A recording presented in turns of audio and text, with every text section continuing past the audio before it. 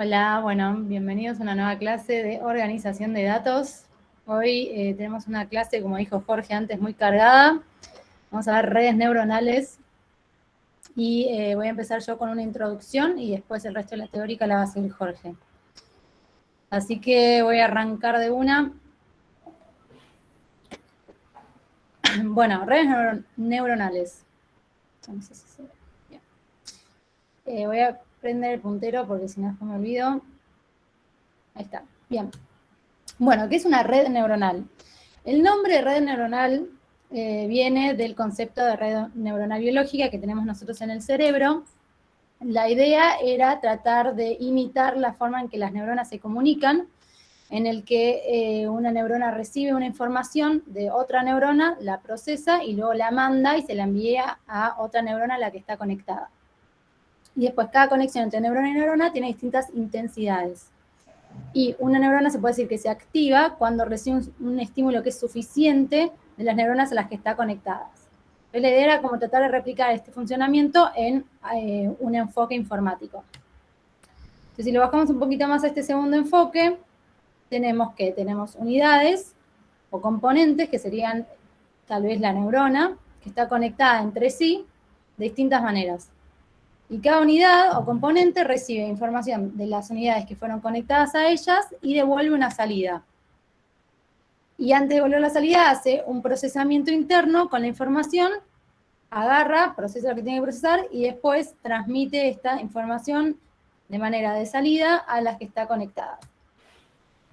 Entonces podemos ver algo que se llama perceptrón, que es un concepto viejísimo, que desde 1950 a 1960, que es la primera estructura que dio origen a esto de las redes neuronales en informática, que lo que hacía era agarrar, recibir una entrada o varias entradas, procesar algo y devolver una salida, así de simple. También lo que hacía era aportar y designar, digamos, un peso a cada entrada. Entonces, según la importancia que le queremos dar a cada entrada, le ponemos un peso asociado. Y después lo podemos ver así también, como que hay varias señales de entrada, cada entrada tiene un peso, después se hace una unión sumadora de todas estas entradas con todos estos pesos, se le aplica una función de activación y se devuelve una salida I. ¿Qué es una función de activación? Entonces una función de activación es una función que determina que la componente, digamos, fue activada. Y hay varias funciones de activación que vamos a ver a lo largo de estas clases, pero acá voy a dar un par de introductorias, después vamos a ver más. Una, por ejemplo, es la identidad, que se puede decir que no hace nada, que lo que hace es devolver lo que recibe, en este caso X. Otra puede ser la activación lineal, que lo que hace es multiplicar lo que recibe la X por una constante, y de esta forma queda algo de una forma de una recta, para ambos casos, ya que acá es lo mismo, solo que multiplicando por 1. Y después tenemos algo que se llama t-step, que se usan dos parámetros elegidos a mano, o sea, dos hiperparámetros que llaman t y threshold. Entonces tenemos una función que va a ser 0 si x, o sea, si nuestra entrada es menor o igual al valor threshold que decidimos. Threshold significa umbral, entonces un valor que termina en un umbral. Y si no, va a ser t si x es mayor a este valor umbral. Entonces, si vemos el gráfico, podemos ver que, en este caso, ¿cuáles creen ustedes que sería el valor threshold y el valor t?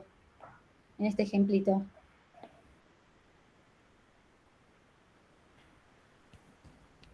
Cero el threshold y T es 1,02. Bárbaro, ahí Franco contestó muy bien, porque tenemos que a partir de 0 cambia, se hace como este salto, y en vez de valer 0, empieza a valer 1,02, que sería el valor t. Bárbaro. Bueno, entonces lo que podemos usar es un t-step con t igual a 1, que sería binary step activation, sería algo binario, devuelve 0 o 1, y nos quedaría así, ¿no? 0 si la sumatoria de todos los pesos multiplicados por nuestras entradas es menor o igual al threshold, y 1 si es mayor al threshold.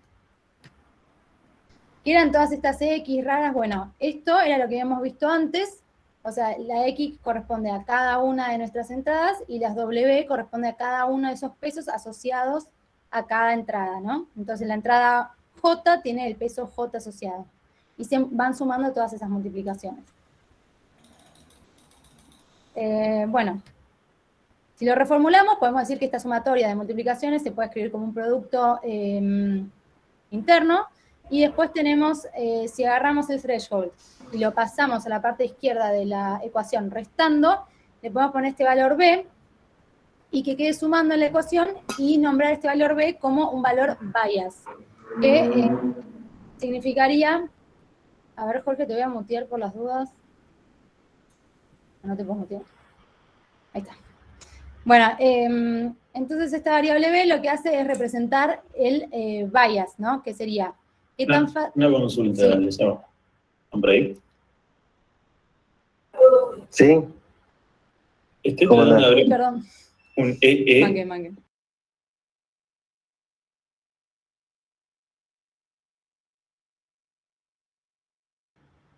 Estaba en una reunión y me había olvidado. Bueno, sigamos. A ver. ¿Verdad que ya perdí? Ahí está. Bien. Vuelve atrás. Esta variable b representa el bias, que es qué tan fácil la neurona va a devolver 1. O sea, qué tan fácil va a ser que la neurona se active. Entonces, tenemos que si, por ejemplo, tenemos esta ecuación, devolvemos 0 si el producto interno más b es menor o igual a 0, o devolvemos 1 si el producto interno más b es mayor a 0. Entonces, si nosotros le ponemos un valor muy alto a b, ¿qué va a pasar? Va a hacer que sea más fácil que la neurona se active. ¿Por qué?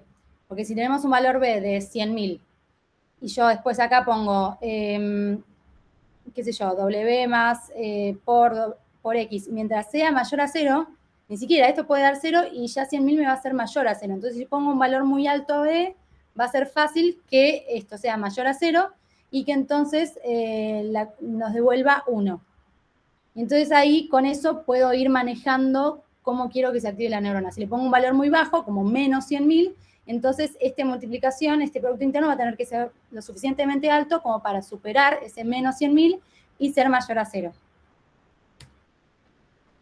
Bueno, entonces, ¿qué pasa cuando tenemos muchos X? Lo podemos ver de una forma parecida a esto, una forma de matriz, en la que tenemos una matriz con todos los pesos y después tenemos todas nuestras entradas y nuestros valores de bias. Y eso va a devolver una salida I. Entonces tenemos los pesos por un X más un bias, un B, igual a I. ¿Y esto les hace acordar algo de lo que vimos antes en alguna clase?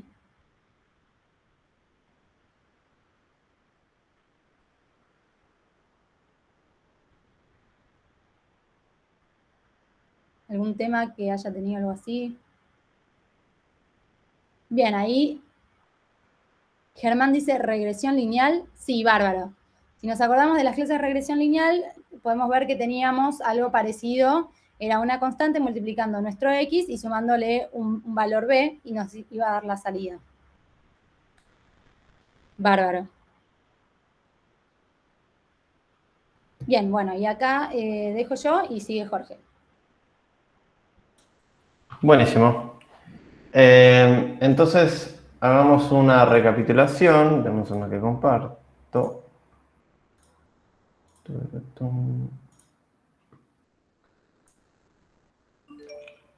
Tenemos por ahora una función perceptrón, básicamente, y lo que ahora vamos a hacer es, básicamente, testearlo, ¿sí? Demos uno que estoy todavía, sigo levemente descolocado por la falta de compatibilidad de recién. Pero sigamos. Entonces, lo ideal sería ponernos a testear esta idea, ¿sí? Para lo cual, antiguamente pensé que esto es de hace 50 años fácil, creo que era del 58, si no me equivoco, o una idea parecida, ¿no? O sea, una fecha similar a esa. Entonces, lo que vamos a tratar ahora de hacer es, idealmente, ahí está, bien. Idealmente ver cómo testearlo, ¿sí? ¿Cómo se testeaba esto? Bueno, lo que se testea, digamos, inicialmente todo modelo de Machine Learning o gran parte tenía su comillas, dataset de su época, y en este caso eran las operaciones de logísticas, ¿no? Operadores lógicos. Y empezaron a testear los perceptrones con esto de cada operador. Y empezó con el OR, ¿sí? El OR, si se acuerdan, si teníamos X1 y X2 de entrada y teníamos el I de salida, ¿sí? Está medio rara la transmisión. Sí, es como que quedó una superpuesta sobre la otra, como que está medio cortada la ventana. A ver, vamos por partes de vuelta, entonces. Ay, no. Dame un segundo. Bien. Hoy más inconvenientes técnicos no puedo tener, ¿eh? Vamos a ver. Screen. No. A ver, vamos a ver. ¿Ahí se ve? Me siento re viejo. Preguntar. Es el calor, ¿no? Sí, 30 grados. Ahora solo falta que se corte la luz y ya estamos, ¿eh? Full house. Ahí sí se ve. Bien. ¿No? ¿No se ve? Eso no se dice. Y bueno, chicos, 2 días de calor en Argentina. Ya tenemos suerte de que pasó un día que no explotó nada. Yo me acuerdo que explotaban transformadores por todos lados. Bueno, sigamos con esto. Ahora, ¿me pueden confirmar si se ve bien la transmisión? Pasa lo mismo. Puta que me parió. Dale, loco. Déjenme un segundo. Vamos a ver si es culpa de esta porquería.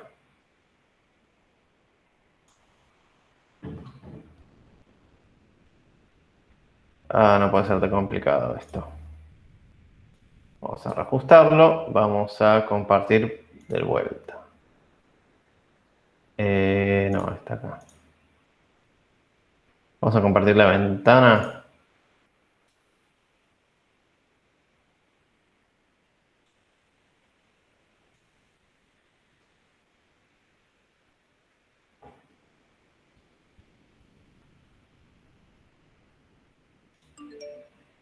Ahí me pueden. Ya perdí el chat, pero bueno. Me comentan si se ve o no. Sí, por ahora sí. Ok, listo. Bueno, Sofi, léeme los chats porque hoy perdí la capacidad de leer los chats. Dale. Y obviamente, chicos, si me pueden hablar por vos también, re de onda, se le agradece porque me estoy quedando el calor y hablar con alguien psicológicamente ayuda. Imaginemos que estamos en la playa pasándolo bien. Entonces, tomando tereré. Entonces tenemos el OR y lo vamos a testear, ¿no? Entonces tenemos X1 y X2, que son los valores de entrada, podríamos decir features, e Y es la salida, ¿no? Y lo podemos graficar, al mismo tiempo tenemos la tabla y tenemos la parte gráfica, ¿no? Acuérdense que el OR era cuando alguno de los entradas era 1, la salida era 1, ¿sí? Entonces 0, 0 vale 0, pero 0, 1 ya sale 1, 1, 0 sale 1 y 1, 1 sale 1. Y lo podemos graficar en 2 dimensiones con el eje X con X1 y el eje Y en el X2, ¿sí? Y el valor que va a tener en cada uno de estos puntos como el resultado de Y. Es medio rarito el gráfico en 2D, pero bueno, se entiende, ¿no? Y acá lo que tenemos que hacer, básicamente lo que hace un perceptrón es buscar un hiperplano tal que me permita dividir bien las clases, ¿no? Comillas clases, que me divida bien los valores que yo quiero de salida de I, ¿no? De hecho, puede no ser necesario una clase. Pero bueno, entonces, para ustedes, ¿qué hiperplano? Que acuérdense que en una dimensión es un punto, en 2 dimensiones es una recta, en 3 dimensiones es un plano, y en 4 dimensiones no tengo cómo graficarlo, y por eso todo, se dice hiperplano de forma genérica para no meternos en cada dimensión, para poner un nombre distinto, ¿no? Se llama hiperplano. Entonces, ¿qué hiperplano debería trazar acá cualquiera, tal que me cumpla con el operador lógico XOR? ¿A alguien se le ocurre?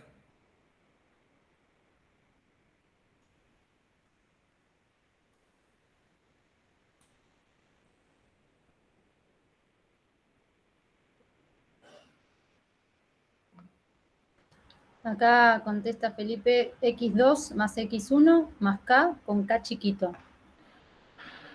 X2 más X1 más K porque es chiquito. Sí, yo me iba por algo más gráfico acá. Si tuviese un lápiz, ¿no? ¿Por dónde trazo la recta? La trazo por acá, la trazo por acá, la trazo por acá, la trazo por acá. Ahora nos metemos en la cuenta matemática. Pero ahora quiero gráficamente agarrar una recta, en realidad agarrar una regla y trazar así.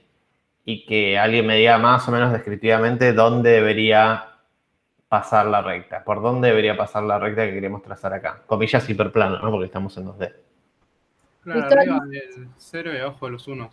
Arriba del 0 y abajo de los 1. O sea, por acá, por esta región, estás diciendo, ¿no? Sí. Ok, muchas gracias. No puedo leer los nombres porque no tengo la otra pantalla, pero gracias. Voy a ser menos interactivo de lo que usualmente soy. Bien, entonces es correcto, ¿no? Mientras encontremos un hiperplano que pase todo por acá, o cualquiera de esas, ¿no? O sea, hay millones, miles, infinitos hiperplanos, ¿no? Que cumplan esta propiedad. Vamos a cumplir con el operador lógico XOR. Bueno, entonces vamos a tratar de hacerlo. Y acá me reservaría graficar, pero bueno, vamos a hacer lo que se pueda. Entonces acá este es un ejemplo de qué recta podríamos usar, ¿no? Deme un segundo que mientras tanto voy a... Bien. Entonces, siguiendo con esto, lo que vamos a hacer ahora es tratar de mapear esta recta a las cuentas del perceptrón, ¿no? Que, como las vimos, era binary step, ¿sí? Binary step era si lo que nos pasaban era mayor a 0, le poníamos un 1, el bit step devolvía 1. Si lo que nos pasaban era menor o igual a 0, el bit step devolvía 0, ¿sí? Y acá lo que estamos haciendo es lo mismo que hace un perceptrón, que le asigna un coeficiente a cada feature de entrada, ¿no? Entonces le estamos asignando W1 al feature que entra de X1 y le estamos asignando W2 al feature que entra X2. Y le sumamos el bias, ¿sí? Todo este resultado de la cuenta debería devolver I. Ahora traten de buscar ustedes a mano, ¿sí? Con cualquier técnica, lo que sea, así muy intuitivamente incluso, probando números, qué W1, qué W2 y qué B deberíamos usar para cuando los pasamos acá al B-step nos dé I en 0 o en 1 y resolvamos el problema, ¿sí? ¿A alguien se le ocurre alguna cuenta que Acá podríamos... Felipe dice W1 igual W2 igual a 1. 1, 1. Y B menos 0,5. Ok, 1, 1, 0, 5. Entonces, si vamos acá perdonen la cuenta, ya voy a tratar de ver si puedo solucionar esto o no. Ya de última agarro el PDF.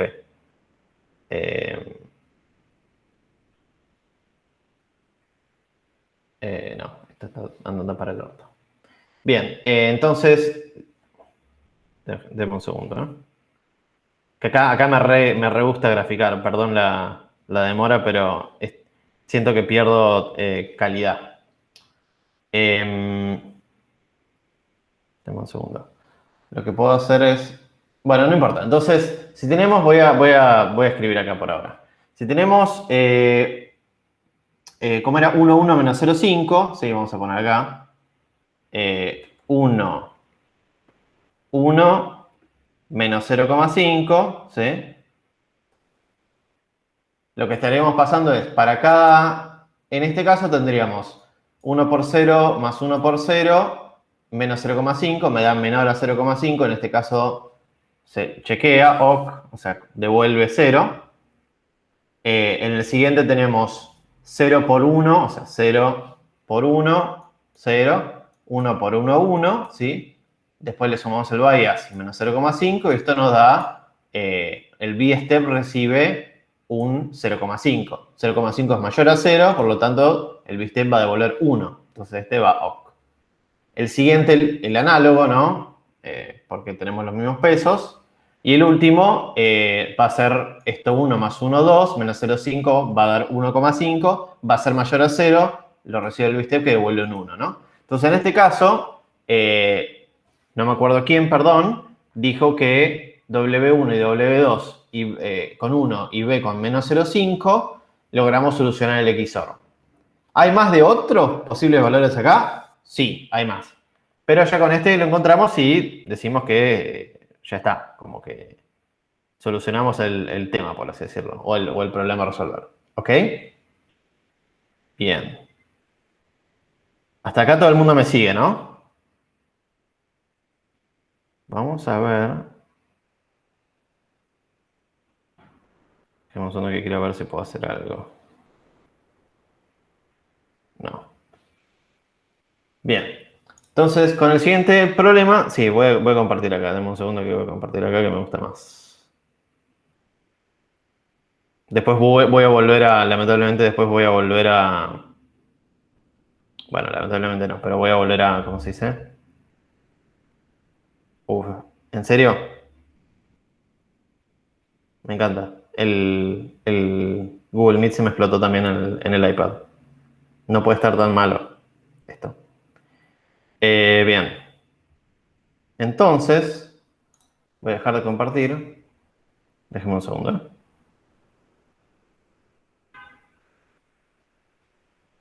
Perdón la mala planificación. Esto, primera vez que me pasa.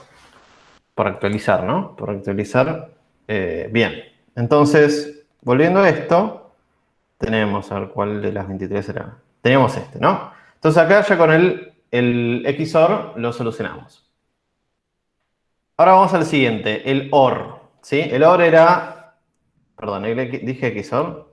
No, perdón, OR, y ahora vamos al AND. El AND es parecido, ¿no? Ahora necesitamos que los dos sean un 1 y si hay alguno con 0, se vuelve 0, ¿no?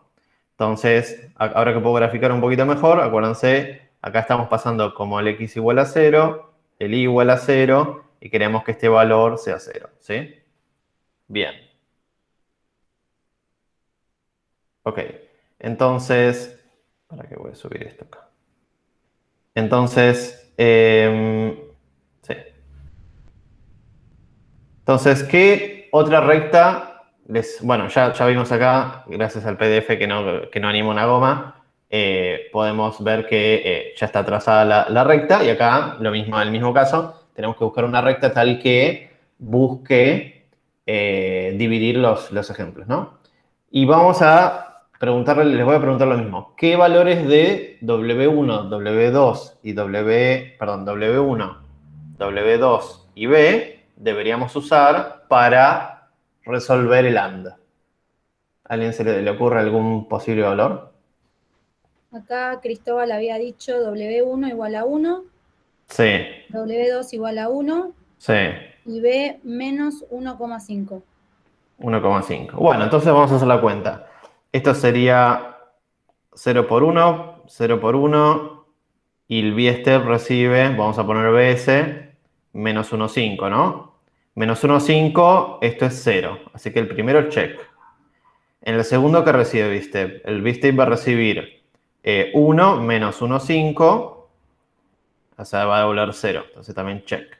En el tercero, el B-step recibe lo mismo, 1 menos 1,5, por lo tanto devuelve 0, entonces check. Y el tercero, el B-step recibe 1 más 1 menos 1,5 y esto va a devolver 1. Entonces esto también check. Entonces acabamos de ver un posible caso, hay miles de otros, donde encontramos una solución para el AND, ¿sí?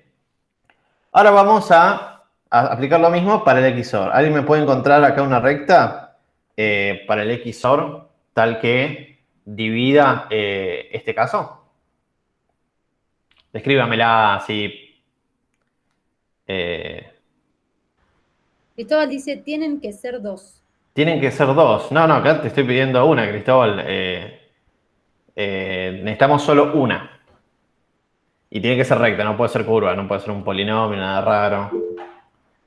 Agustín dice, lo ves complicado, sí, con una sola y encima recta. Exactamente. ¿Por qué, Agustín, la ves complicada?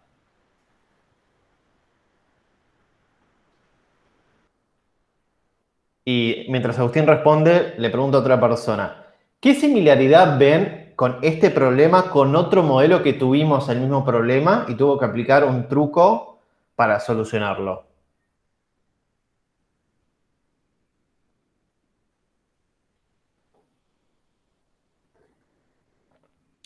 Tecito.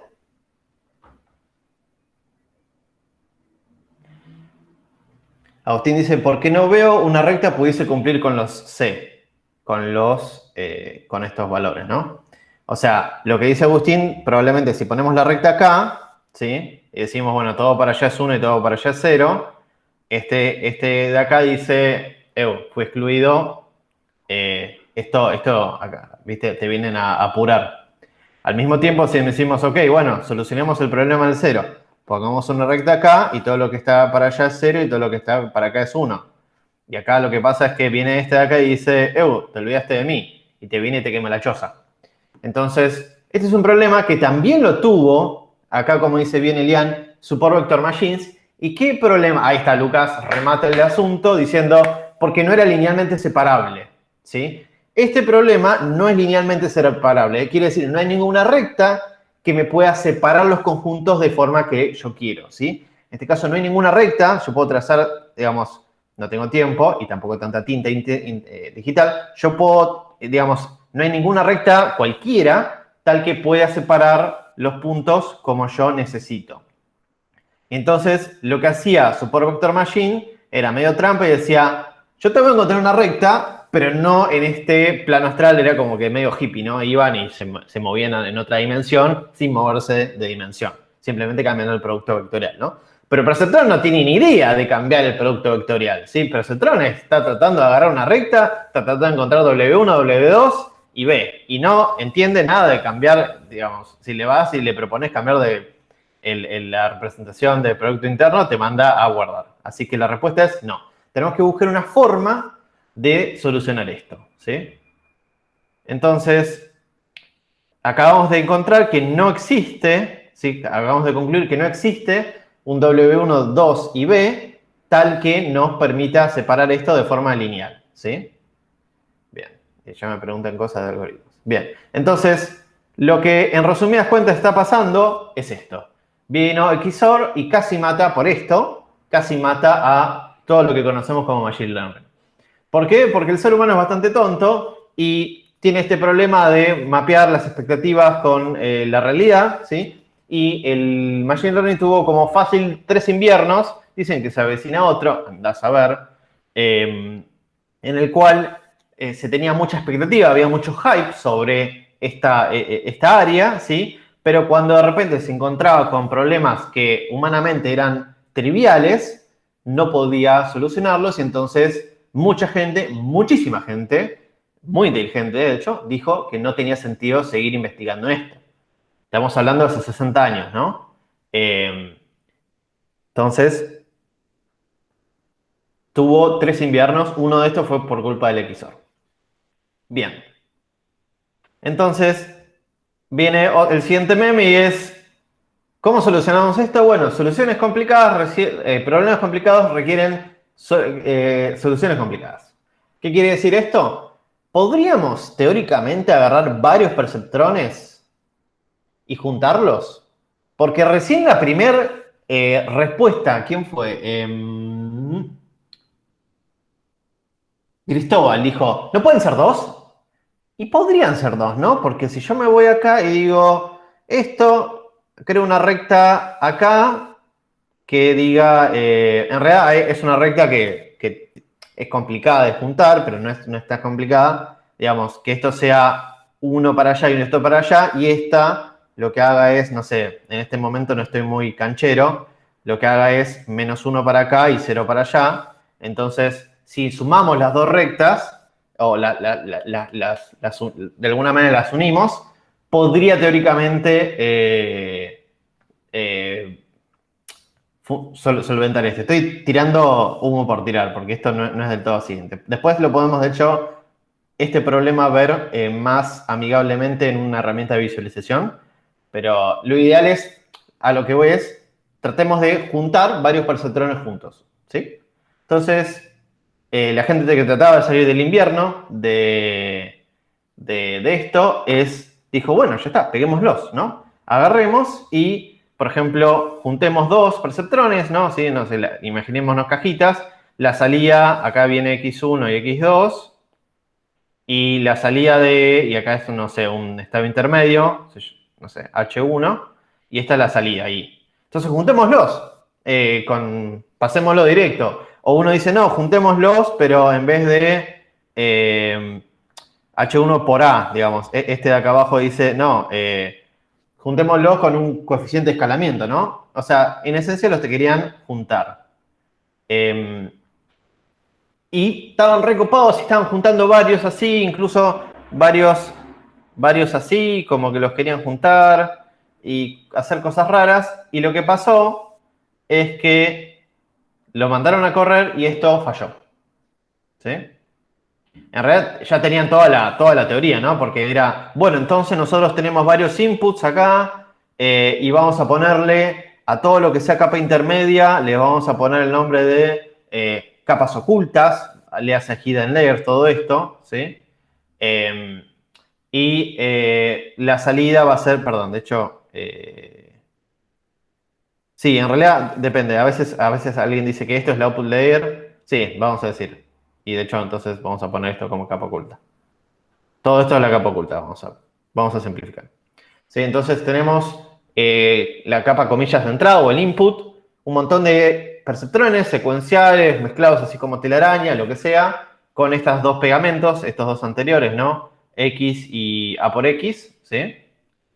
Y tenemos una capa de salida. En realidad, la salida puede ser, en este caso, 1, porque necesitamos solo un I, pero nadie nos impide, en problemas distintos, tener más de una salida, ¿no?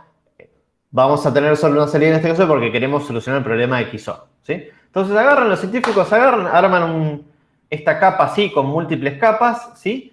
Y lo mandan a correr y de repente aparece el meme de Game of Thrones y dice, casi pero no, ¿sí? ¿Por qué? Porque hay un problema que es, si unimos linealmente, la palabra clave es linealmente, ¿sí? De hecho voy a ponerlo más remarcado, linealmente, ¿sí? El problema es si aparece la palabra linealmente. Si usamos pegamento lineal, es como comprar el pegamento berreta que no dura un segundo. Bueno, esto es lo mismo. Si unimos linealmente perceptrones, va a ser lo mismo que tener uno solo, ¿sí? Entonces, ahí casi los científicos vuelven a pensar en su carrera, ¿viste? ¿Por qué estudié tanto? Me maté, tengo 33 postdoctorados y no hice nada. Bueno, me voy a vivir con mi vieja y así vuelven flashbacks de todo. Pero, por suerte, encontraron una solución. Y dijeron, ¿qué tal si usamos pegamento, es decir, funciones de activación, ¿sí? En vez de estas de acá, usemos otras que sean no lineales, ¿sí? Y entonces dijeron, probemos con esta. Mentira, no, probaron con otras, pero estoy tirándoles un chamullo de cuento. Probamos con la función de activación sigmoidea, ¿sí? ¿Y cómo es la función de activación sigmoidea? Tiene esta formita. Es bastante, comillas, bonita, matemáticamente hablando. ¿Por qué? Porque está acotada, va entre 0 y 1, ¿sí? Tiene las asíntotas bastante bien marcadas, ¿sí? Y es simétrica, es creciente, bueno, y es derivable, fácil, es diferenciable en todo el punto. Así que es cómoda de usar, ¿sí? Entonces, y bueno, la fórmula matemáticamente es esto de acá, ¿no? Entonces dijeron, ¿qué tal si mezclamos esto? ¿Sí? En vez de pegarlas linealmente, las pegamos con una no lineal, ¿sí? Entonces, ahí empezaron a definir un glosario diciendo, y que también en realidad lo hacemos el glosario lo manejamos más internamente en la cátedra, porque de hecho hay librerías que mezclan estos conceptos, pero nosotros vamos a basarnos en este, ¿sí? Que es el siguiente. Si estamos hablando de un perceptrón, es decir, que tenga una función de activación lineal, por ejemplo, como un t-step o binary step, ¿sí? O solo X o A por X, ¿sí? Entonces, va a ser llamado perceptrón. Si ahora le sacamos, le estrujamos esa función de activación lineal y le ponemos una función de activación no lineal, por ejemplo, la sigmodia, ¿sí? Hay muchas más, pero por ahora vamos por solo la sigmodia, ¿no? Ahora se llama neurona, ¿no? Entonces tenemos un paso evolutivo, ¿sí? Es mejor, vamos a asumir que las evoluciones son mejores, como el primer Pokémon, ¿no? Antes había otros Pokémones que la evolución no era mejor, pero bueno, todas las evoluciones son mejores, en este caso. Axioma número 1. Entonces ya tenemos algo que se llama neurona, ¿sí?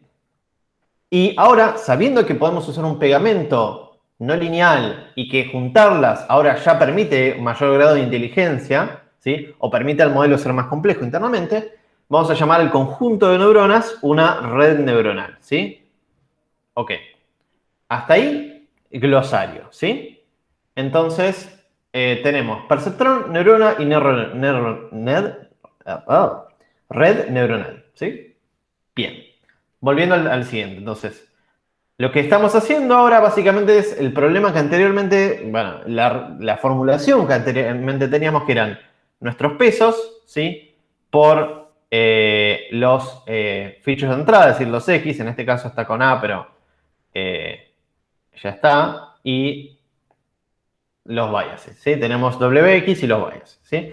Pero le estamos poniendo esta función que se llama la función sigmoidea, ¿sí? Esta formulita así, el chico con sombrero, sujete con su sombrero, feliz, no sé, imaginen que hay una persona feliz ahí. Se llama función sigmoidea. Entonces le aplicamos la función sigmoidea a todo eso y tenemos una función de activación no lineal, ¿sí? Bien. Entonces, el estado es, tenemos una neurona o red neuronal, ¿sí? Si elegimos los pesos, podemos resolver cierto tipo de tareas. Después teóricamente, ¿no? No me quiero entrar en la teoría, ¿sí? Pero el gran hit que tuvo esta forma de trabajar con este nuevo tipo de modelo, ¿sí? Fue algo que se llama teorema de aproximación universal, que dice que si tenemos una función, o sea, si tenemos un problema que lo podemos, que tiene una función interna, que obviamente desconocemos, ¿no? Matemática, ¿sí? O sea, que existe una. Si tenemos infinitas neuronas, ¿sí? Conectadas entre sí, pero estamos hablando de infinitas, no de algo grande. Tenemos infinitas, ¿no? Porque es teórico, ¿sí? No estamos ni contemplando si entra en una computadora, cuánto tiempo tardan en buscar los parámetros, nada de eso. Y tampoco si overfitea para completamente mal, ¿no? Estamos teóricamente diciendo, si tenemos infinitas neuronas conectadas entre sí, entonces vamos a poder aproximar cualquier función, ¿sí? Esa posibilidad teórica, ¿sí? Es súper potente porque está diciendo que podemos resolver casi todos los problemas que se puedan modelar, ¿sí? Que haya una función que no exista, que no conozcamos, pero que exista.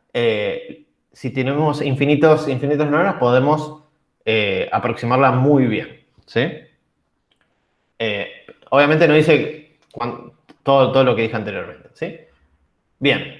Y entonces, por eso tiene alto hit este tipo de modelos.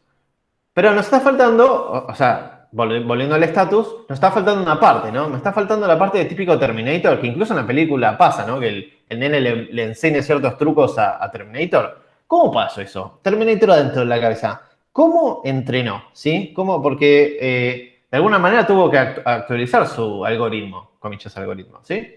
Entonces, nos está faltando la posibilidad ahora de, a partir de los ejemplos, aprender, ¿sí? Nos está faltando eso. Y es bastante complicado, pero vamos a tratar de hacerlo, ¿sí? Entonces, definamos qué significa entrenar una red, ¿sí? Es ajustar los pesos y los biases, es decir, lo que estuvimos viendo con W1, W2 y B, ¿sí? Y encontrar los mejores biases, ¿sí? Vamos a ver para con qué, ¿no? Pero el fenómeno, el sinónimo de aprender es encontrar los mejores biases, ¿sí? ¿Y cómo logra aprender? Bueno, compara lo aprendido con lo real, ¿sí? Y ahora el problema es justamente cómo detecta la red si está aprendiendo bien, ¿sí? Está teniendo un temita que ahora tiene ejemplos y está tratando de aprenderlos, pero no puede entender si se está equivocando o no, ¿sí? Ahora en este momento, como tenemos modelado, tenemos una neurona hermosa o varias neuronas pegadas, hermosamente no lineales, ¿no? Pero ahora la pregunta es, ¿cómo yo logro entrenar a partir de ejemplos? Entonces, primer paso, o sea, paso cero para eso es, ¿cómo sé si le estoy pifiando o no? Y entra en escena lo que se llaman funciones de costo, ¿sí? Las funciones de costo, que es muy distinto, recuerden, por favor, memorícenlo, que es distinto que las métricas, ¿sí? Las métricas de cómo performa un modelo es una cosa, función de costo es mucho más poderoso porque tiene que cumplir ciertas propiedades como ser diferenciables o derivables y ser bonitas, como vamos a ver ahora, ¿sí? Ser bonitas matemáticamente para que sean derivables fáciles, etc. Y obviamente tratan de resolver nuestro objetivo. Bien, entonces, con esta función de costo, ¿sí? Le estamos proviendo a la red una forma que entienda si predijo correctamente o no, que pueda calcular la diferencia, es decir, diferencia, tómelo muy abstractamente, es por cuánto le pifió, ¿sí? Porque hay muchas funciones de costo. Y entonces la red lo que va a tratar de hacer es ajustar los parámetros, ¿no? En el caso anterior, W1, W2 y B, por ejemplo, para minimizar esta función de costo, ¿sí? Mini comentario, hay funciones de costo que en realidad es la inversa de la función de costo, que son ganancias, entonces la red debería maximizar esa función de ganancias, pero es literatura, ¿no? No es lo mismo. Es una función tal que le diga qué tan lejos está en ejemplo a ejemplo a la red, ¿no? Entonces, si volvemos para atrás, si bien estas son métricas, son más elevadas porque una función de costo puede ser usada para entrenar una red, ¿no?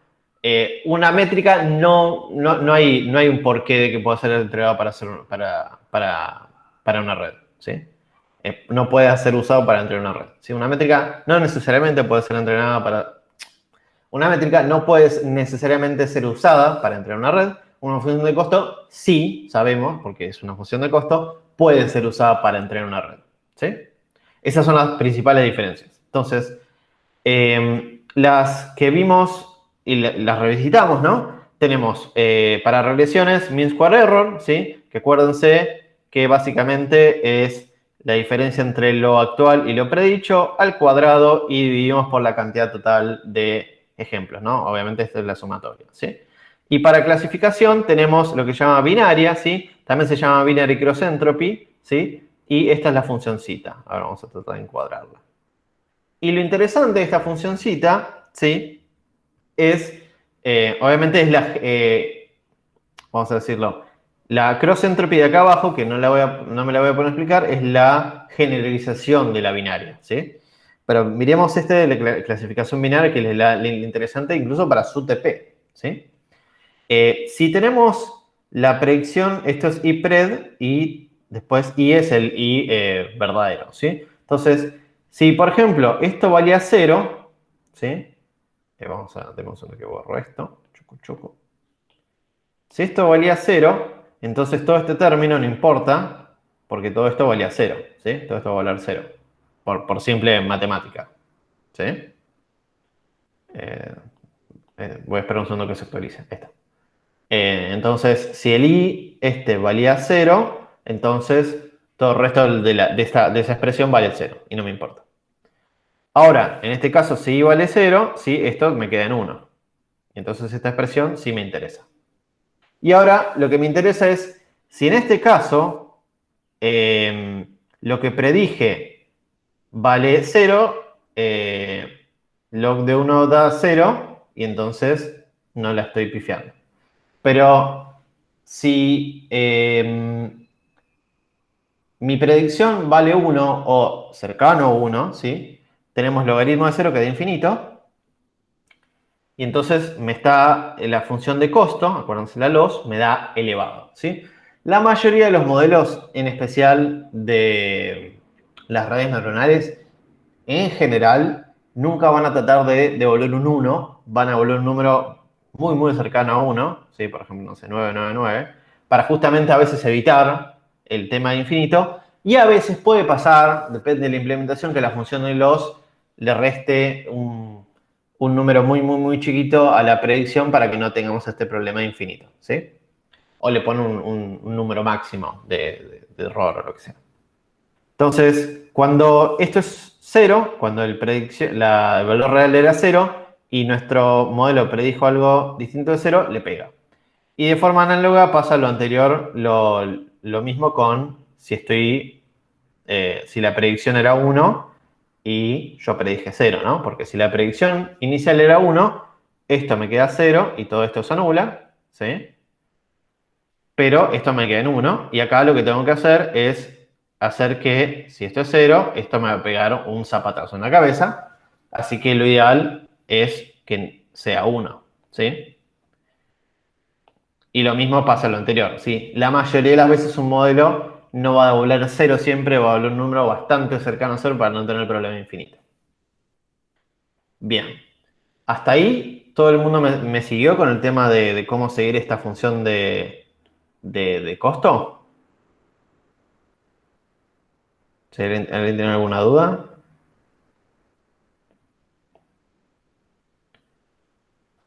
Bueno, igual me pueden preguntar en cualquier momento, por chat o lo que sea. Así que tenemos definido la función cross entropy y después la para m clases es esta de acá, ¿sí? Básicamente es usar la ecuación y listo, ¿sí? Es un poquito más difícil de seguir, pero bueno, es simplemente usar la ecuación para las m clases. Es la sumatoria por cada clase de lo que de la predicción que yo digo con respecto a lo predicho, ¿sí? Bien, continuemos. Entonces, en este momento, gracias a la función de costo, yo tengo un numerito que me dice, por ejemplo, en una clasificación binaria o en una regresión, lo que sea, me dice qué tanto le estoy pifiando, ¿sí? Y entonces el siguiente está, o sea, ya estoy casi cerca, porque ahora tengo en los ejemplos una función de costo que me dice qué tanto le estoy pifiando, ¿sí? Por cada ejemplo. Y ahora tendría que entrenar. Pero la pregunta es, ¿cómo actualizo los coeficientes de mi red interna para minimizar esta función de costo que ya sé cuánto le pifio, ¿sí? El estado básicamente es este, ¿sí? Tenemos a la red que dice, a ver si le hago un poquito de zoom, dice, puedo ver mi error, ¿sí? Pero no puedo actualizar mis pesos. Y ahí un data scientist, no sé, mentira, no es un data scientist, es un matemático, muchachos. Los data scientists solo roban, ponen nombres bonitos a cosas matemáticas ya inventadas. Pero bueno, ganamos mucho más. Touché, ¿quién es el más inteligente ahí, Bueno, para salvar de la pica de los matemáticos y los data scientists, sigamos. Entonces, ¿cómo hacemos que la red, a partir de la cost function, pueda entrenar? ¿Sí? Porque es interesante esa parte. Bueno, y la respuesta es descenso por gradiente. Algunos ¿qué era? Análisis numérico, ni me acuerdo ya. Tengo un borrón atómico de los tiempos, pero no es correlativo a la materia, así que no tienen por qué saber. Se llama descenso por gradiente, ¿sí? Y básicamente el gradiente es hacer la derivada por cada variable que me interese, ¿sí? Y entonces lo que vamos a hacer es agarrar el gradiente y ponerle un signo, esto es muy importante, poner un signo negativo adelante para ir a donde decrece esta función, ¿sí? Entonces tenemos la función de costo, le calculamos el gradiente y vamos al lugar donde sabemos que disminuye. Entonces justamente estamos tratando de minimizar la función de costo, ¿sí? Idealmente va a converger a un mínimo local o algún mínimo donde sea la supuesta mejora de la función de costo. O sea, una función de costo va a disminuir la función de costo. Bien. Así, relativamente hablando, podríamos dar un ejemplo diciendo que yo tenía mis pesos W originalmente y hacer, lo que voy a hacer es el gradiente de la función de costo y eso me va a dar un delta para cada uno de mis pesos. Números positivos me va a decir aumentá, en este caso por ejemplo W0, aumentalo. Y casos negativos, como este, por ejemplo, me van a decir decrementalos, ¿sí? Esta diapo me parece que es de un video que tenemos abajo el link de Too Brown, Too Blue, no me acuerdo ahora cómo es el canal de YouTube, pero está abajo. Blue and Brown. Sí, ese. Nunca me acuerdo, así que lo pongo Brown y Blue y ya aparece. Igual está abajo en el link. Que explica bastante bonito el gradiente descenso por gradiente, si necesitan una segunda explicación aparte de esta, ¿no? Para entender un poquito cómo es la interpretación gráfica de descenso por gradiente, lo que voy a hacer es lo siguiente. Vamos a decir que tenemos una función de costo que internamente, acuérdense, la función de costo es la función de costo y adentro le ponemos nuestra red, ¿no? Entonces, lo que vamos a hacer es, si tuviésemos infinito tiempo, lo que hago es, para el coeficiente que quiero investigar cuál es, empiezo a agarrar un for y empiezo a plotear todos los valores de números reales, ¿sí? Hago esto y para cada uno de los valores posibles de mi parámetro encontrar, lo que voy a tener... Juan Cruz dice, se cortó la luz. Yo tengo internet. Todo el mundo me escucha, ¿no? Sí, sí. Ok. Bien, no, porque si se corta la luz tengo que pasar al celular. Bien, entonces, por cada posible valor de nuestro parámetro buscar, ¿sí? Esto es nuestro parámetro buscar. Esto es un parámetro, ¿no? Lo que hacemos entonces es plotear la función de costo. Esta es la función de costo, ¿sí? El valor que nos devuelve la función de costo, ¿sí? Entonces, lo que hacemos es, por cada uno, ploteamos cada uno de estos, entonces nos queda esta recta.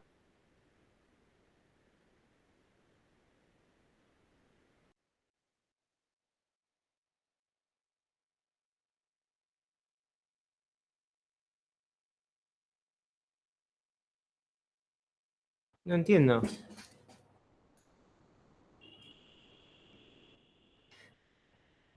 Chicos, le tengo miedo a Juan Cruz. Por favor, no digas que se corta mi luz. ¿Qué pasó? Como la bruja había predicho. Chicos, esto es muy fuerte, está grabado. Encima Juan Cruz se fue, tipo.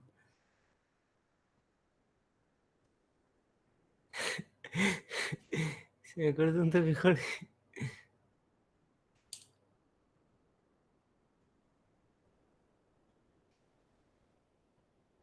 Jorge, estamos viendo. Me parece que nos escucha. Jorge, ¿estás en el más allá? Ah, viste. Se mueve la diapo, pero no.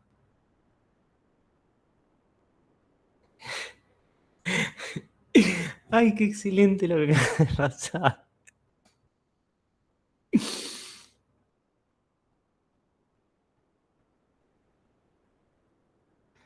Ahí está, Jorge, no se te escucha. Tené cuidado con Juan Cruz. Tengo miedo ahora, se me va a cortar.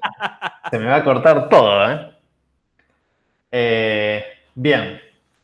No, en un momento me dejó de actualizarme la presentación porque sé que estaba con esto bien, pero mi compu, no sé, perdió conexión, no sé qué está pasando. Hoy todo mal, todo lo que puede salir mal ya salió. Ahora se va a cortar la luz y bueno, cagamos todos. Bien, conclusión, sigamos. La joda era, empezamos en un valor inicial cualquiera y tenemos una función y lo que vamos a hacer es con el gradiente ir avanzando, ¿sí? De a pasitos, vamos a entender qué significa de a pasitos en breve, pero vamos a converger, supuestamente, este es el gráfico hermoso, ideal, ¿no? A un mínimo idealmente global, pero también puede ser local, ¿sí? Y ahí encontramos el parámetro tal que minimiza la función de costo. Una forma de verlo en dos dimensiones es si tuviésemos dos features de entrada, por ejemplo, el XOR, ¿sí? Lo que podríamos graficar sería algo así. Obviamente después en tres dimensiones ya es imposible graficar, pero acá tenemos dos parámetros, este y este, ¿sí? Y el valor y es la función de costo, ¿sí? El valor, perdón, z. Entonces ahí también lo que va a hacer es navegar vamos a ir navegando en esta función de costo hasta encontrar el mínimo que aparentemente es este, ¿sí? Pero bueno, nada, esto es en 3 dimensiones. Después ya con 3 features, olvídate de graficar, ya no se puede graficar, pero lo ideal es que entiendan el concepto, ¿no? Que va surfeando en el mainfold usando el gradiente para encontrar el mainfold donde la función de costo da lo más chico posible, ¿sí? E idealmente, si hacemos las cosas bien y modelamos la neurona decentemente, no nos va a pasar que tengamos dos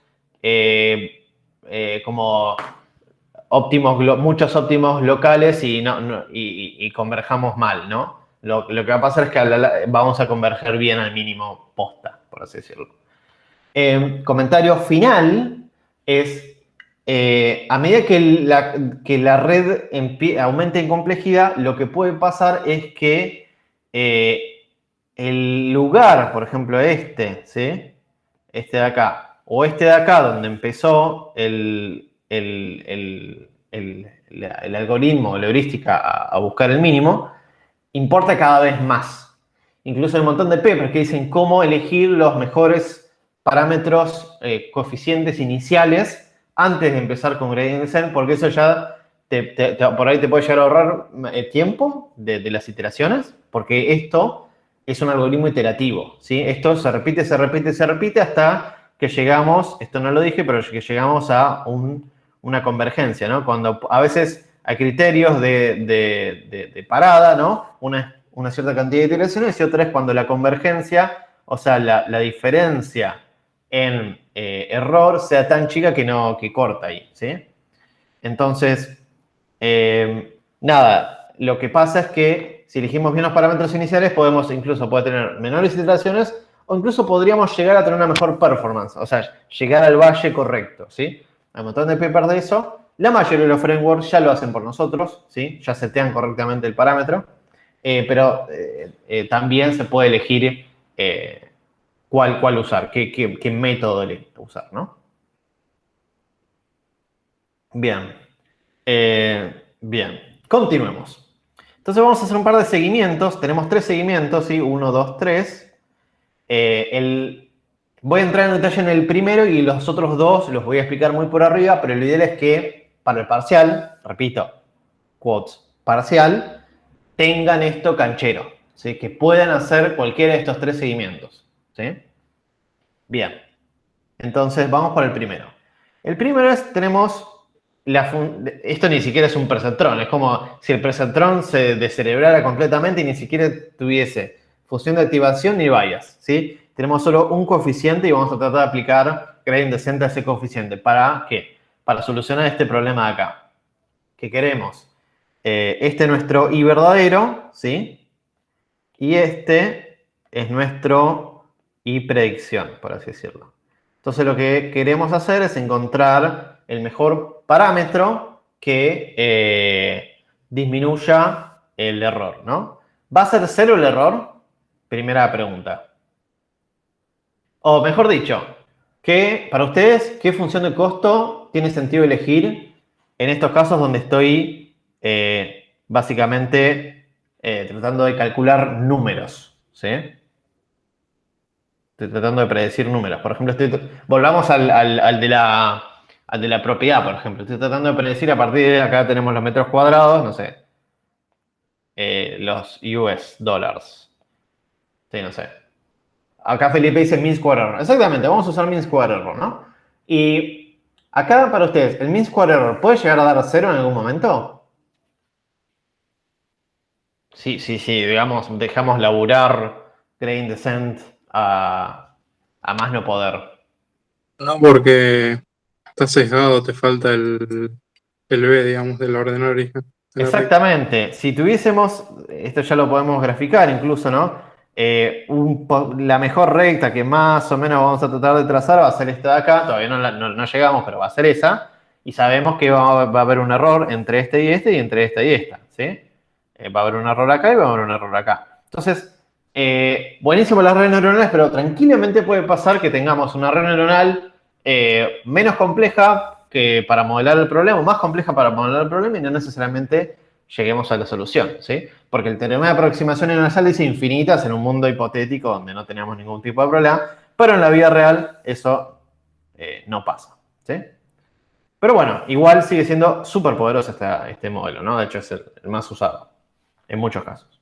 No voy a decir el más usado porque hay otros que son bastante usados también. Bien, entonces tenemos, empecemos. Elijamos al azar A igual a 3, ¿sí? Es decir, A igual a 3 nos da esta recta azul, ¿sí? Que es la predicha. Tenemos la I, que es la verdadera, y vamos a tratar de aplicar el gradient descent, ¿sí? Paso 0 para aplicar gradient descent es que lo que ya hicimos es busquemos la función de coste a usar, que dijimos que era mean square error, ¿no?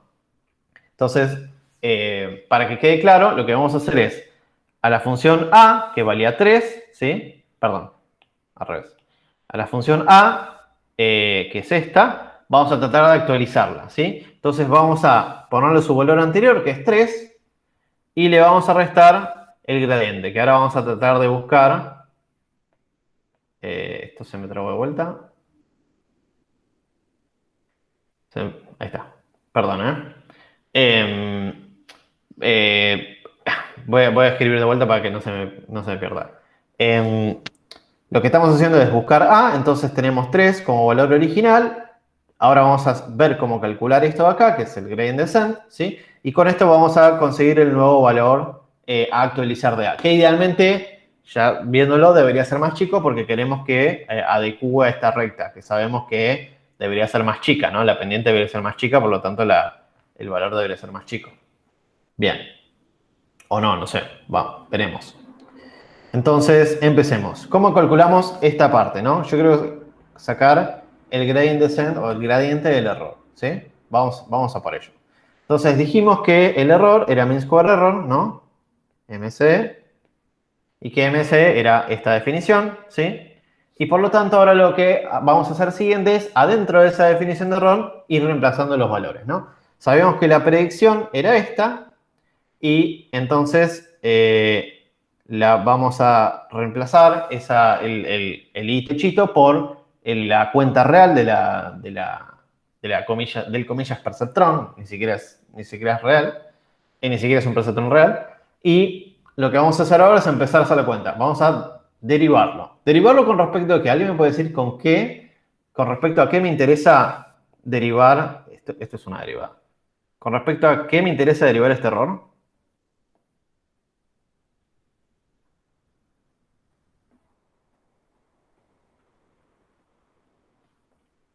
Elian dice exactamente, porque acá me interesa conseguir el valor, me interesa ajustar A, ¿sí? Me interesa hacer esto para A, de acá. Por lo tanto, tengo que sacar el gradiente del error respecto de A.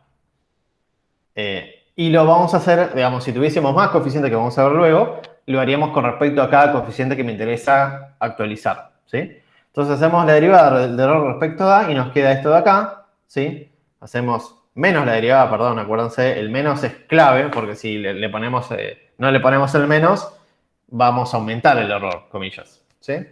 Entonces, básicamente, el 2 que estaba acá se baja para acá multiplicando, ¿sí? Y después la derivada de todo esto, ¿sí? Respecto a A, queda menos X, ¿sí? Y nada, nos queda finalmente esta cuentita de acá. Que ahora la tenemos que hacer, ¿sí? Es sumatoria por cada ejemplo. Por cada ejemplo, ahí está.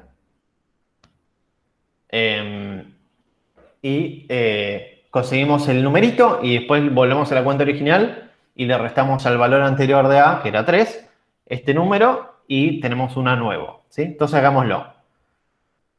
¿Sí? Haciendo el seguimiento, ¿sí? Vamos a hacer un poquito de zoom.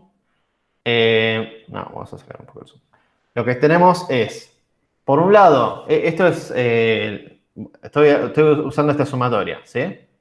Entonces, por un lado tenemos el valor real. Vamos a elegir otro color, así no...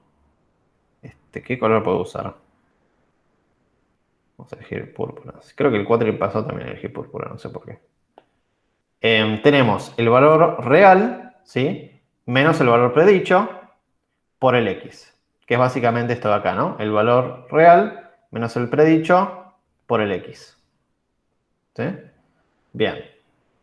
Entonces, si hacemos la sumatoria de todo eso, entonces nos queda 2, que era el valor real, menos 3, que era el valor predicho. Si tenemos el 3 acá, chucu chucu, el 2 acá, chucu chucu, y el X, que era este de acá, chucu chucu, ¿sí? Estoy haciendo la sumatoria, ¿no? Y hago eso por cada uno de los puntos que tengo, los ejemplos que tengo, que es este de acá, el X igual a 1, X igual a 2 y X igual a 3, ¿sí? Y con eso lo que hago es tener la sumatoria, lo multiplico por 2/3 y me da este valor, menos 14,6, ¿sí? ¿Y qué hago con eso? Bueno, después vuelvo a la ecuación original, ¿sí? Que acuérdense que era el valor anterior, que era 3, ¿sí? Menos lo que conseguí de la cuenta anterior. Pero ahora lo interesante es que lo voy a multiplicar por algo que se llama el learning rate, ¿sí? ¿Por qué lo voy a multiplicar por el learning rate? Porque lo que pasa es que en general el gradiente solito, ¿sí? Es demasiado grande, ¿sí? Y nunca lo voy a poder usar, en general, ¿no? Puede haber algún caso muy particular que ya con que solo el gradiente ande, pero la mayoría de las veces necesitas un learning rate más chico, ¿sí? Porque si no nos pasamos de la sobrecorregimos. Es como estás volanteando en el auto y te vas un poquito para allá y de repente volanteas 2 vueltas. Bueno, si no tuviésemos el learning rate, que atenúa un poco esa corrección, siempre estaremos sobrecorreccionando y no tendríamos convergencia, ¿sí? El learning rate lo que nos permite es tener convergencia. En general, un número estándar del learning rate es siempre menor a 0, rondando el 0,1, 0,01, 0,001. O sea, números un poquito chicos, ¿no? Para atenuar bastante, ¿sí? Entonces, lo que estamos haciendo acá es multiplicar este valor que conseguimos anteriormente, ¿sí? Que lo tenemos acá, por 0,01 y lo que nos va a dar un nuevo A, y el nuevo A es este de acá, ¿no? Es A igual a 2,86. No es tan distinto del anterior. De hecho, si uno me pregunta a mí, por ahí este learning rate, para este caso puntual, era un poquito muy chico, ¿sí? Podríamos haber usado el 0,005 por ahí, no sé. Habría que ver, ¿sí? Pero bueno, tenemos un nuevo A. Tratemos de entender qué significa tener un nuevo A. Bueno, un nuevo A significa tener una otra recta, o sea, nuestro I. Ahora tenemos otro predicho, que es este amarillo, ¿sí? Y que es levemente distinto al I predicho originalmente, con A igual a 3, ¿sí? Y el error da menor, porque tenemos las distancias entre esto y esto y esto y esto y esto y esto, ¿sí? Da más chico que antes. Y entonces acá les acabo de mostrar con un seguimiento de cómo el learning rate funciona. ¿Terminamos acá? No, porque lo que dije es un algoritmo iterativo, ¿no? Esto va a seguir iterando hasta tener convergencia. ¿Qué quiere decir eso? Hasta que yo le diga itera 100 veces y termine la 100, o hasta que yo le digo, cuando no, tu error, tu mean square error no mejore más de un cierto número, ¿sí? Corta, porque ya no me interesa seguir porque estoy perdiendo cómputo. Y lo que va a pasar es que perdón, lo hice muy grande. Las rectas van a ir tendiendo, ¿sí? Se van a ir perdón, también, me olvidé del ordenador de origen. Las rectas van a ir yéndose, moviéndose, digamos, esto es un proyecto de varias iteraciones hasta llegar a la que dijimos anteriormente, que más o menos va a ser esa que pase por el X3, ¿sí? El punto X3. Y va a haber varias, ¿sí? Y cada iteración lo que va a hacer es ir moviendo A, ¿sí? Entonces, como comentario final de este seguimiento, yo digo gradient descent, pero en realidad hay 3 sutilezas o formas de usar gradient descent, ¿sí? La primera es gradient descent así a lo bestia, que es usar todos los puntos, en este caso eran 3. Entonces, para calcular el numerito, este de acá, el delta W, el delta del error, el gradiente, ¿no? Uso todos los ejemplos que tengo, y eso se llama como tal gradient descent. Pero también hay otra manera que es, no necesariamente tenés que usar todos los ejemplos para poder empezar a actualizar el coeficiente, ¿no? Imaginemos que tenemos 1.000.000 de puntos. Por ahí, ya con medio millón, o por ahí incluso con algo más chico, ya con, no sé, 10.000, ya puedo actualizar el gradiente y seguir manejándome en el manifold correctamente, ¿sí? Entonces, lo que también se llama, hay otra variante que se llama mini batch gradient descent, ¿sí? De hacer batches de 30, 1.000, 10.000, ¿sí? Un número mucho más chico que el total del dataset, ¿sí? Y eso es lo que me da un beneficio en performance y a veces también en permitirle navegar mejor en el mainfold, porque a veces usar todos los ejemplos de un saque no es lo óptimo, ¿sí? No es lo óptimo de forma de performance, de rapidez de llegar a la solución y también de llegar a la mejor actualización, a calcular mejor el gradiente, ¿sí? Por último, también está Stochastic Gradient Descent, que básicamente lo que hace es de a 1 por vez, ¿sí? Cada ejemplo calcula el mean square error y tiene un delta para actualizar al A, por ejemplo, ¿no? Esto obviamente ustedes lo imaginan y ya nuestra función va a ser más errática, va a ir moviéndose, bueno, traté de graficar algo y no se entendió nada, va a ser un poco más errática porque no va a tener el montón de los ejemplos, sino que va a ir moviéndose por cada ejemplo. Pero cualquiera de estos tres funciona. La mayoría de las veces se usa el mini batch. Y como comentario final, este método es altamente paralelizable. ¿Por qué? Porque yo, imagínense que tengo el mismo set de datos, ¿no? Y el mismo algoritmo. Y hasta a este momento los mismos pesos. Yo podría, en cada computadora, agarrar un mini batch distinto, ¿sí? De distintos ejemplos, calcular el número y después juntarlos todos promediando, ¿sí? Y con eso paralelizás computacionalmente este algoritmo, lo que da posibilidad a tener varias computadoras resolviendo un mismo problema al mismo tiempo. Es bastante poderoso. Bien. La mayoría de las veces, repito, se usa el mini batch. Incluso a veces, de vuelta con las convenciones, hay pequeñas licencias en qué es cada cosa. A veces, Stochastic Gradient Descent es un mini batch y a veces mini batch le dicen Gradient Descent. Y la respuesta es hay que ver si el algoritmo o el método de Gradient Descent recibe por parámetro en el código, ¿no? Una cantidad de ejemplos a usar. Si recibe una cantidad de ejemplos a usar, es mini batch. Si la cantidad de ejemplos a usar es 1, es Stochastic, pero hay una licencia poética en el nombre. Pero yo quiero que sepan que estos son los tres tipos de formas de aplicar Gradient Descent, ¿sí? Bien. Vamos a los últimos dos seguimientos. En este caso ya tenemos obviamente, por favor, interrúmpame si hay algo que no se entiende, ¿sí? Yo contento de explicar. En este caso tenemos ya un perceptrón que todavía le falta la función de activación, es medio tontito, pero aunque sea tiene un bias, ¿no? Entonces ahora lo que tenemos que hacer es no solo encontrar el A para minimizar, sino también que vamos a tener que encontrar el B a minimizar, ¿sí? Dos valores, ¿sí? Entonces acá la búsqueda se complejiza un poquito, no mucho, ¿sí? Tenemos el mismo error, ¿sí? Mean square error, ¿sí? No hay nada raro por ahí. Y lo que hacemos es cargarle el error, el mean square error, ¿sí? Acá, como hicimos anteriormente, ¿sí? Estoy esperando que se actualice, ahí está. Como hicimos anteriormente, le ponemos en la predicción del i techito, le ponemos menos a por x más b, ¿sí? Bien. Y hacemos exactamente lo mismo que hicimos anteriormente, ¿sí? Anteriormente que hicimos, derivar esto con respecto a. Entonces, derivemos con respecto a. Y nos queda este de acá arriba. Yo lo hago así porque no puedo animar, así que lo voy mostrando tipo Filmina de los 90. Yo usé Filminas, ustedes no, pero yo usé Filminas que estaban con transparencia, que tenías una hojita, ibas mostrando de poquito. Bueno, esto es lo mismo, pero en el siglo XXI.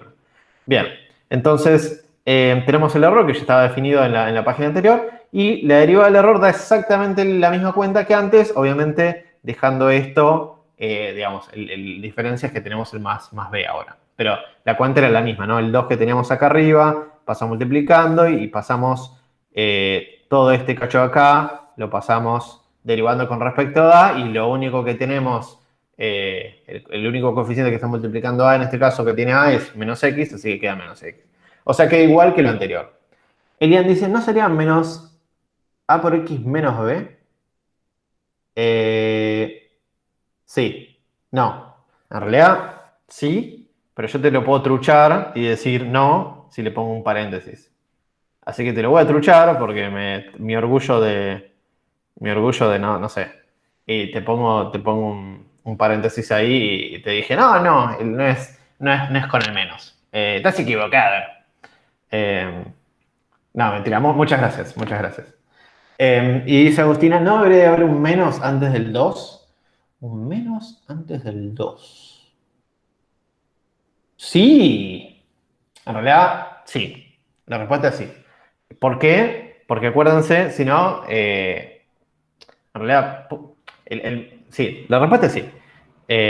Porque acuérdense que esto es un menos del delta, entonces acá debería haber un menos, ¿sí? Porque siempre queremos el negativo, ¿no?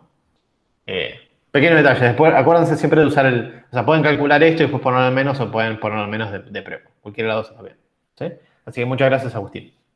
Bien, entonces, continuemos. Y ahora lo interesante va a ser con respecto a B, ¿sí? Porque también tenemos que derivar este error, este de acá arriba, ¿sí? Tenemos que hacer la derivada con respecto a B.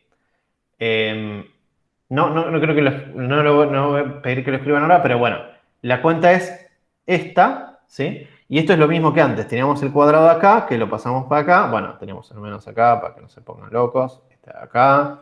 Y este tiene un paréntesis acá que me olvidé. Chucu, chucu, chucu, chucu. ¿Sí? Entonces tenemos el cuadrado acá y tenemos que derivar esto, pero con respecto a B, ¿sí? Derivada respecto a B. ¿Sí? Es importante eso. Ahora tenemos otro coeficiente. Y solo tenemos en todo ese cacho, tenemos más B, entonces la derivada de eso queda 1. ¿Sí? Demos uno que voy a abrir la persiana.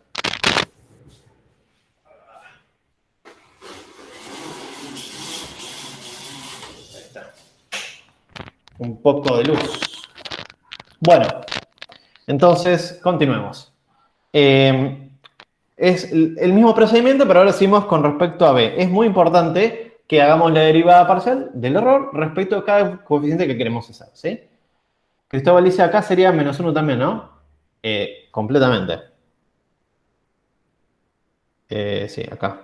Cristóbal dice este menos 1 porque me olvidé del menos de antes. Correcto, gracias. O creo que en realidad en la cuenta de acá creo que me lo ahorré porque tenía menos con menos y puse más, pero bueno, está perfecto hacer el seguimiento correcto. Está bien. Sí, tal cual. Era porque no tenía el paréntesis, sí, mala mía. Bien. Lo moví. Ahí está.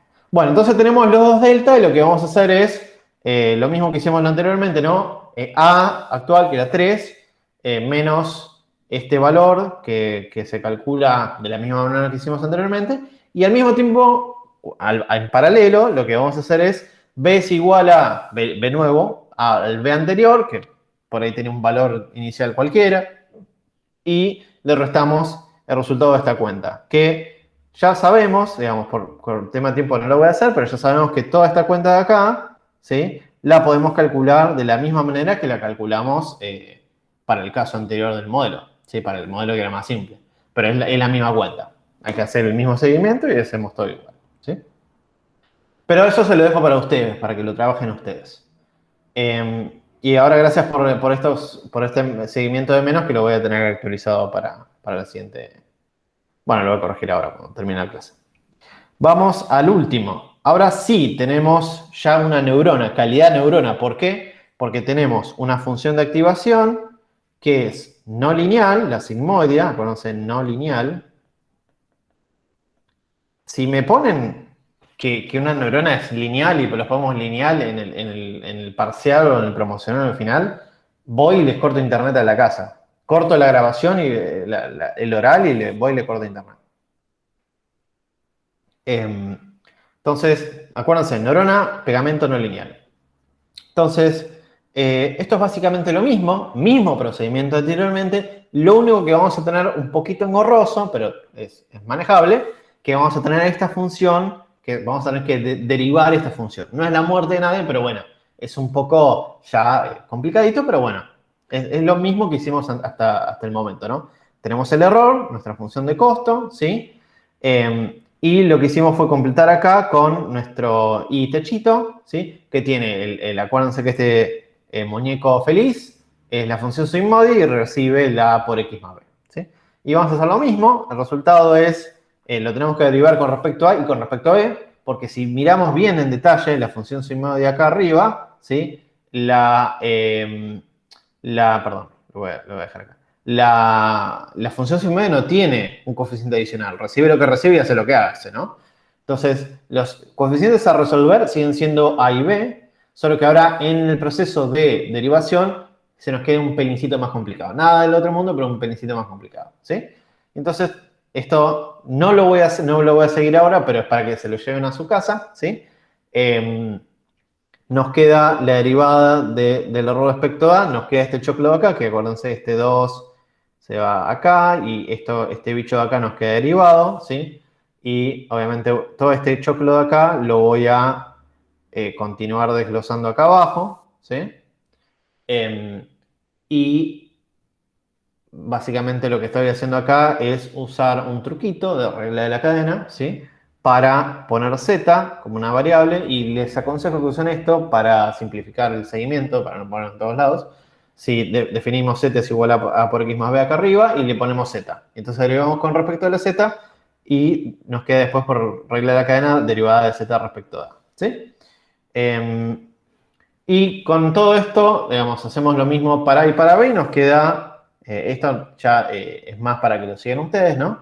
Después, tranquilos, nos quedan estos dos resultados, que de hecho estaría bueno que practiquen, tratar de llegar a estos dos resultados, que básicamente tenemos la cuentita para después empezar a iterar, ¿viste? Darle vuelta así al rollo, hasta encontrar el óptimo de a y el óptimo de b, ¿sí? ¿Qué más? No, eso. Bien. Entonces, acá, no sé si me conviene. Sí, lo voy a. Sí, sí. Voy a dejar de compartir en esta compu y volver a la anterior. Stop. Porque acá les voy a mostrar el primer ejemplito, que es bastante copado, de esta página web que a mí me gusta mucho. Avísenme si no se ve, pero voy a asumir que se ve. Esta página que es lo que hace es, sirve para como poder jugar, no es muy inteligente, ¿no? Pero es bastante trivial. Nos permite graficar y entrenar las redes de forma gráfica y entender cómo se mueven las cosas, ¿no? Entonces lo que hacemos es, acá podemos definir la arquitectura. En este momento tengo casi nada, tengo dos entradas, ¿sí? X1, X2, es decir, tenemos, bueno, X1, X2, y nuestro objetivo es tratar de predecir, ya tenemos los valores bien pintados, ¿sí? Y lo que está, los colores de fondo son las decision boundaries, o sea, esta recta, cómo decide a quién con qué, y lo que hacemos es poner un learn rate, aplicar alguna, bueno, este es un problema de clasificación, ¿no? En este caso binary cross entropy, lo que vamos a hacer es ponerle a correr y lo que va a hacer es empezar a buscar qué coeficientes, en este caso solo tiene dos, ¿sí? Tiene 0,40 para el X1 y 0,23 para el X2 y los va a ir modificando, ¿ves? 0,24, 0,25, va a ir cambiándolos, ¿sí? Y acá no se muestra lo único malo que tiene esta página, acá no se muestra que acá hay una supuesta red neurona, pero ni siquiera es neurona, suma los dos y probablemente le pone un bias, pero no tiene una función de activación. Pero bueno, esto es básicamente el ejemplo que estuvimos viendo. Bueno, no tiene función de activación porque le pusimos activación lineal. Entonces, en este momento tenemos un problema que es linealmente separable. Estamos viendo cómo la función de los va bajando, ¿sí? A partir del rel lineal. Lo interesante es que podemos ir tuneando el learn rate porque estamos viendo que acá está avanzando bastante lenteja, ¿no? Si le ponemos un learn rate más chico, más grande, ¿sí? Podemos ver, no sé si, a ver. Podemos ver que la recta se empieza a mover mucho más rápido, ¿sí? De hecho, sí puedo. Si empezamos desde cero, podemos ver cómo la recta ya se mueve de manera muy rápida con respecto a entrenar, con respecto a un learn rate más chico, ¿sí? Entonces, acá podemos ver el efecto visual de cómo va la función de los modificándose respecto al learn rate. Después, la clase que viene vamos a ver cómo se modifica con respecto a la regularización, otro tema. ¿Y qué pasa si cambiamos la función de activación, por ejemplo, con la sigmodia, ¿no? ¿Cómo funciona? A veces se vuelve loco, a veces no, puede pasar cosas. Bien. Y también hay otros tipos de problemas, ¿no? El Swiss roll, este es el XOR, el famoso XOR, que acá si le damos a correr esto no lo va a solucionar jamás, porque no va a encontrar ningún recta que pueda dividir esto, se va a volver loco. Corrijo, lo óptimo va a ser siempre esto, y todos estos van a estar predichos incorrectamente. Y tenemos otros tipos de separaciones no lineales donde también esto se vuelve loco y no puede nunca clasificar correctamente. Así que nada, ¿qué más? Por último, la pregunta es, ok, Jorge, hasta el momento me dijiste que teníamos neuronas y que las podíamos juntar, ¿no? Y ahora es, ¿cómo podemos, si tuviésemos una red neuronal hecho y derecho con neuronas, ¿no? ¿Cómo hacemos para entrenar cuando tenemos varias capas? Porque todo el seguimiento que hiciste hasta ahora fue intentos de perceptrones, el último ejemplo fue una neurona, hasta ahí, pero solo una. ¿Cómo hacemos para entrenar neuronas que están concatenadas secuencialmente o así en medio de todas con todas, ¿no? ¿Cómo se soluciona eso? Bueno, eso lo vemos la clase que viene. Por último, les dejo los links de bastante copados. Acá, Free Blue One Brown. Este es el channel de YouTube que recomiendo, que está muy bueno, tiene un montón de cosas. Y también otros links bastante copados que les recomendamos leer. Obviamente no es fundamental que los lean para la materia, pero si quieren profundizar de estos temas y estar más sólidos, les recomendamos que los lean. Y con eso hemos terminado la parte teórica. ¿Hay alguna duda que quieran hacer?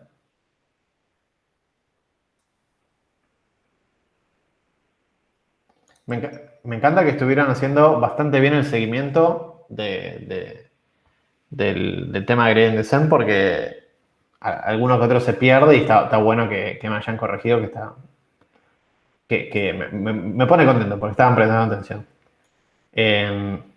Si no hay más dudas, vamos al intervalo y yo me voy a prender la luz porque acá ya ni me ven nadie. Cristóbal dice, yo nunca pensé que volvería a encontrarme con un gradiente. Exactamente, yo estoy súper ofendido, súper ofendido con álgebra y con, creo que es análisis numérico, nunca me acuerdo cuál es, que no pueden demostrar el potencial que tienen todo lo que estuvieron viendo en la carrera aplicado a este tipo de problemas. A mí me volvió la cabeza porque no hicimos nada muy complicado para poder resolver cosas bastante flasheras, ¿sí? Y esto para mí no es casi imperdonable, pero bueno, esa es su opinión mía. Con eso creo que estamos. Sí, esta rama de Data Science hay muchos gradientes, de hecho es el fundamento por el cual muchos de los modelos se hacen, ¿no? Sin gradient descent o variantes de gradient descent, todavía no lo vimos, no lo vamos a ver en la materia, pero gradient descent es como el primero y después hay otros que tratan de usar como la inercia que tiene el gradiente al bajar o al subir y cosas así, pero bueno, si saben gradient descent, el resto de las implementaciones o variantes también se pueden entender, ¿sí? Bueno, si no hay más dudas, corto la grabación. ¿Hay alguna duda más que quieran hacer? Bueno, listo. Con eso voy a cortar y continuamos en la práctica.